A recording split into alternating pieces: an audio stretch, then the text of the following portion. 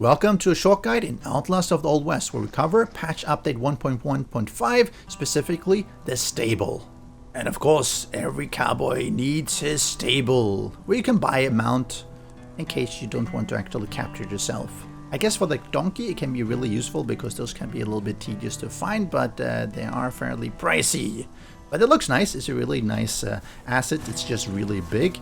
It has all these spaces for your horses, and I put mine inside there. It did cause some issues though, as you shall see. And it would be nice if you could sort of rent a stable space and you can put in your horse so that they'll feed and water it, so you don't have to worry about that yourself. Else you can just walk in. It just has a little bit of problem. It's a really big building though. From the back it doesn't really show that much. On the side likewise not much, but from the front it looks really nice. As far as creation of the stable, you should be familiar with the steps right now. Step 1. Get loaded, or you really probably need to rob a bank or something. Step 2. Go to your mailbox and get a mail order stable for $6,000. These are expensive, so that's why you need to rob the bank. And once you've ordered it through the mail, wait for delivery and you have it. Go find a location where you want to place it. Double click works. And it's going to put it down. Well, let's put it like this. And you place it down. And it's huge. Obviously, it is a stable. Old buck. Now, you can run around it.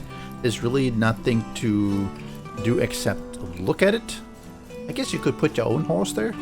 That would probably work. Though you can't open these... what are these called? These small stables for the horses? But you can go talk to Mr. Old Stableman. He doesn't look very happy. He looks a little bit grumpy. And you press E to interact, and you can look at what you can buy. You can buy horseshoes, you can buy the saddles, and you can buy the horses. Not that donkey is necessarily a horse. So let's do a quick look. You have the regular rusty metal horseshoe, which costs $10.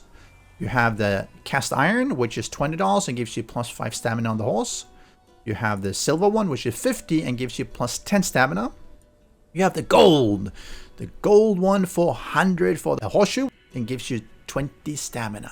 You have something similar for the saddles as well. If you look at, let's see, is this the saddle 5? It only has this names. It has saddle to saddle 6.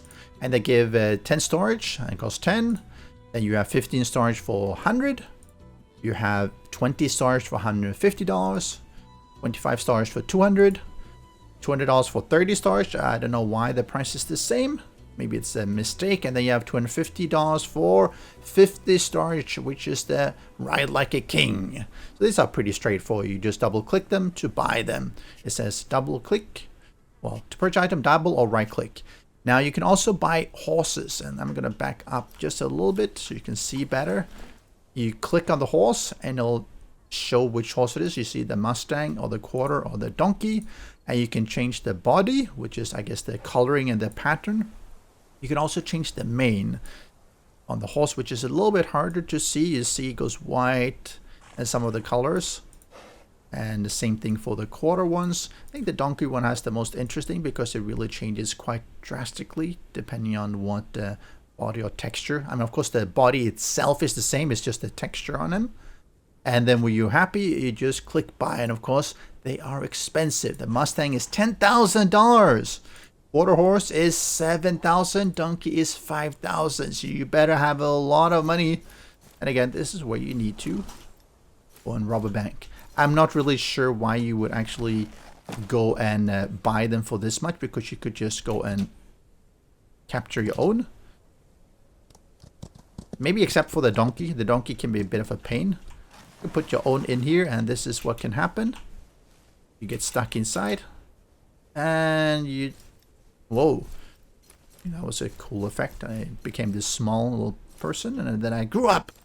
So this is the stable and how you use it. It'll probably look really good in a town, and I'm suspecting that they're going to use all these prefabs to create towns, which would be really, really nice. So with that, hope you enjoyed this short little guide on it. Now we'll see you again next time. Special thanks to the great patrons supporting the channel. If you would like to join the vetted community and support these videos, do follow the Patreon link.